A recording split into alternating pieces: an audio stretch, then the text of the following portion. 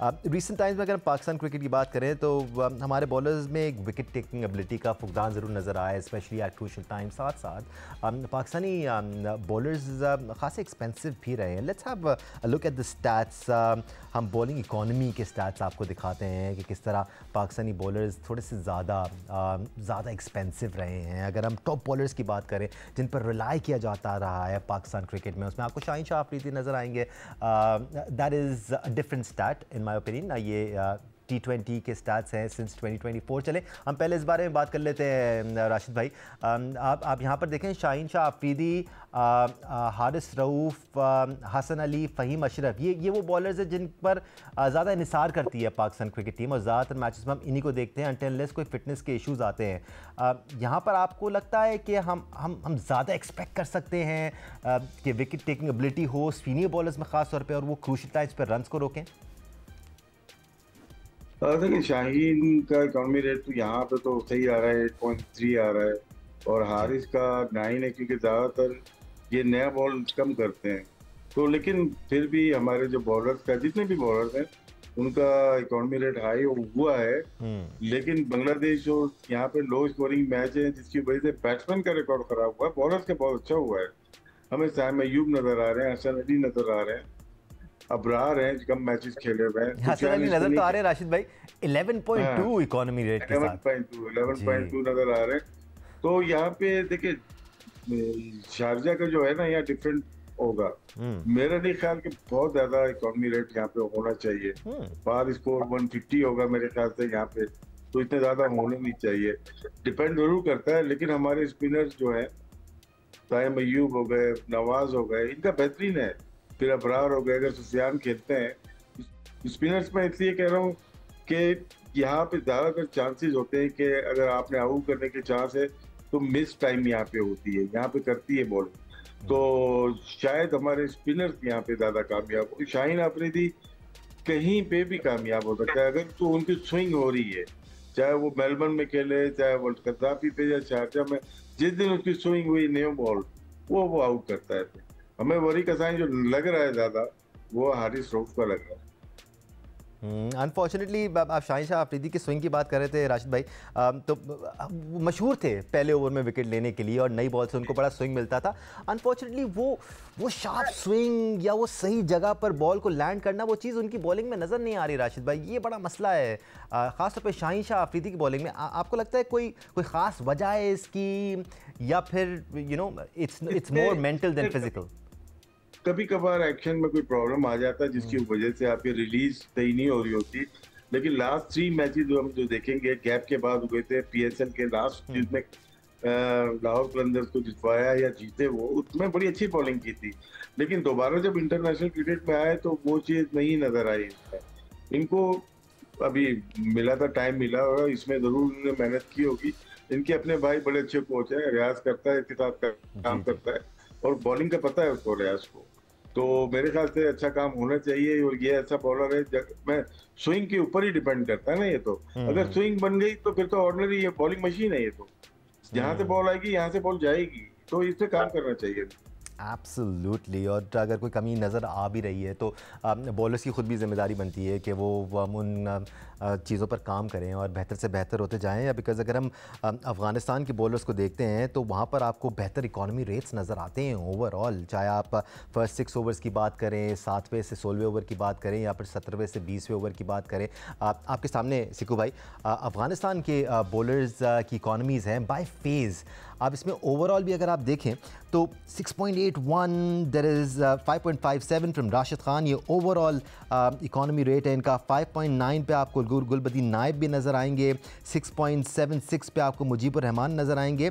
Pakistani bowlers को अगर हम देखते हैं तो ऐसे इकॉनमी रेट्स आपको नज़र नहीं आते। सिर्फ एक सलमान मिर्ज़ा ही हैं और सुफियान मुकीम है जो कि 5 की रेंज में रन्स कंसीड करते हैं। ऑल्दो T20 क्रिकेट में 6-7 इकॉनमी रेट होना कोई इतनी बड़ी बात नहीं है। देखो, ये बात तो पहले डिसाइडेड है कि अफगानिस्तान की स्पिनिंग साइड तगड़ी है, बेहतर है, तगड़ी कहना पड़ेगा सर, हम पाकिस्तान से बेहतर है। पाकिस्तान से तो मतलब पाकिस्तान माजरत के साथ उनके पास बॉलर है कौन, मुझे बता दें। इब्रार के अलावा है कौन? मतलब नवाज ऑलराउंडर है, लेकिन स्टैब्लिश नहीं किया हमने, करने नहीं, कोशिश ही नहीं की। इब्रार को भी इतना उन्होंने कम खिलाया, तो मैंने तो मतलब पाकिस्तान क्रिकेट बोर्ड को चाहिए बुला के कोच से पूछे भाई आपने 6 मैच को क्यों ड्रॉप किए, मतलब ड्रॉप किए ना, उसको बांग्लादेश में किया उधर, क्यों?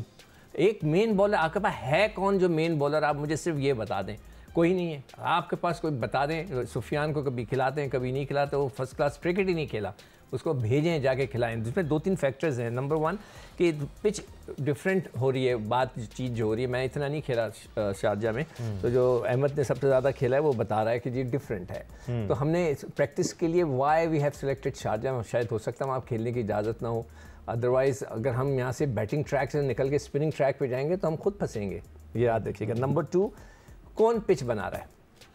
पिच क्या इंडियन इन्फ्लुएंस से बन रही है, पाकिस्तानी इन्फ्लुएंस से? माज़रत के साथ ये फैक्टर्स हैं, वहाँ पे अगर इंडियन इन्फ्लुएंस है तो वो अपने हिसाब से पिच बनाएंगे, कोई आईसीसी कोई नहीं देखता, सब वहाँ पे जो लोग काम करने वाला होता है वो अपने मुल्क के लिए काम कर रहा होता है। तो ये बहुत इंपॉर्टेंट फैक्टर होगा। अब सीनियर बॉलर की आप बात कर रहे थे जी, सीनियर बॉलर का स्ट्राइकिंग रेट बताएं ना, वो स्ट्राइक कब करते हैं? जो सीनियर बॉलर होता है उसका काम सिर्फ रन रोकना नहीं होता भाईजान। अगर आप स्ट्राइक नहीं करेंगे, बीच में आउट नहीं करेंगे, तो आउट करने से रन खुद ब खुद रुकते हैं। आप आउट ही नहीं कर पा रहे। आउट क्यों नहीं कर पा रहे? जैसे कि अभी वो बात हो रही थी कि नए बॉल पे स्विंग और फिर पुराना बॉल रिवर्स, अगर आप नहीं कर पा रहे हैं, और पेस में भी कमी है, पेस में तो हो ही गई है कमी, और अगर आप बीच में आते हैं, आपको दिया जाता है कि आप आ गए 14 ओवर में, 16 ओवर के अंदर, या चलें 12 ओवर में आए और आपने आउट नहीं किया, आप फिर सीनियर खिलाड़ी का फिर फायदा नहीं होता। सीनियर खिलाड़ी को का जो स्ट्राइकिंग रेट है वो अच्छा होना चाहिए। अहमद, अगर हम इन स्टैट्स को सामने रखें जो अभी हमने कंसिडर किए हैं या जो अभी हमने स्क्रीन पे देखे हैं, अगर स्पिन ट्रैक हुआ तो पलड़ा अफगानिस्तान का ही भारी होगा। इस वक्त ट्रैक की नॉलेज हुए बगैर हम ये कह सकते हैं कि 50-50 चांसेस दोनों टीमों के, लेकिन अगर स्पिन हैवी ट्रैक हुआ तो फिर अफगानिस्तान का पलड़ा भारी हो जाएगा, because there spinners have dominated in recent times. देखिए, क्रिकेट चलती है चांस पे कि किस टीम के चांस ज्यादा बनेंगे। हाँ, ऑन द डे अच्छी बुरी क्रिकेट जरूर खेली जा सकती है, लेकिन ऑब्वियसली ना सिर्फ पाकिस्तान के साथ, किसी भी टीम के साथ दुनिया के अंदर अगर अफगानिस्तान की स्पिन अटैक का आप कंपैरिजन करेंगे और स्पिन कंडीशंस के अंदर करेंगे तो अफगानिस्तान का पलड़ा जरूर भारी होगा। लेकिन एट द सेम टाइम हमने ये भी देख रहे हैं कि पाकिस्तान के पास कुछ बड़े एक्साइटिंग प्लेयर्स भी मौजूद हैं, कुछ प्लेयर्स बड़ी अच्छी फॉर्म के अंदर भी मौजूद हैं, आप इसको डिस्कार्ड नहीं कर सकते। जिस तरह आप साइम अयूब को देखें, साइम अयूब जब इनिंग खेलते हैं, इम्पैक्टफुल इनिंग खेलते हैं, तो पाकिस्तान की बैटिंग लाइनअप के अंदर अब इस तरह के डेंजरस प्लेयर मौजूद हैं कि जब वो परफॉर्मेंस करेंगे वो टीम की जीत में ही नजर आएगी। फिर साहिबजादा फरहान के पीछे 6-8 मैचों में 4 मैन ऑफ द मैचेस हैं T20 के अंदर as a batsman, solid batsman, as an allrounder नहीं। ये एक्सेप्शनल परफॉर्मेंस है और ये डेंजरस परफॉर्मेंस है, तो उनको बिल्कुल एक एज हासिल है। पाकिस्तान के पास हसन नवाज नीचे बहुत जबरदस्त फॉर्म के अंदर मौजूद है, नीचे से जिस नंबर पे वो खेल रहे हैं यहाँ पे परफॉर्मेंस करना मुश्किल है, लेकिन वो कंसिस्टेंटली परफॉर्म कर रहे हैं, which is a wonderful sign for the Pakistan cricket.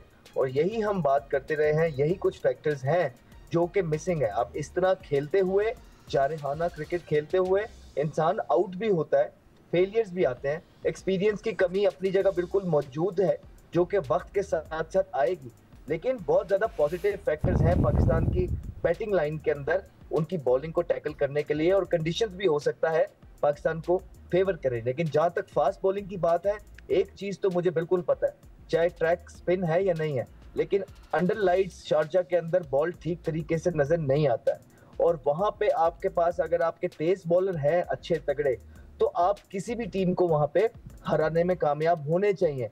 और हमारी जो बॉलिंग है वो सीनियर है, वो एक्सपीरियंस्ड है, उनके पास कोई एक्सक्यूज नहीं है। तो यही आप लोगों से भी गुजारिश है और हमारी आवाम से भी गुजारिश है कि आपने अगर थोड़ा सा आड़े हाथों लेना है कंडीशंस को देखते हुए भी और चीजों, तो वो जो सीनियर जिन पे इन्वेस्टमेंट हुई भी, अब उनकी रिस्पॉन्सिबिलिटी है पाकिस्तान के लिए काम करें और पाकिस्तान को जितवाएं।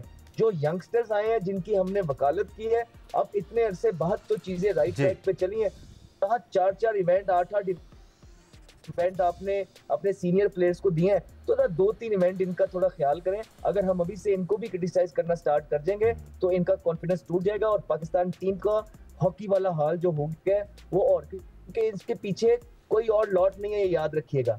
यही टाइम है, अगर हम अपनी क्रिकेट को बचाना चाहते हैं तो हम सबको इन जवान खून को मदद करनी पड़ेगी, सपोर्ट करनी पड़ेगी। एट द सेम टाइम जो सीनियर्स हैं उनके लिए अब कोई एक्सक्यूज जो है नहीं, जो कि हमारी बॉलिंग है। Right, let's face it, Pakistan cricket team में एक नई सोच तो नज़र आ रही है, लेकिन और साथ साथ रेपुटेशंस भी नज़र आ रही है।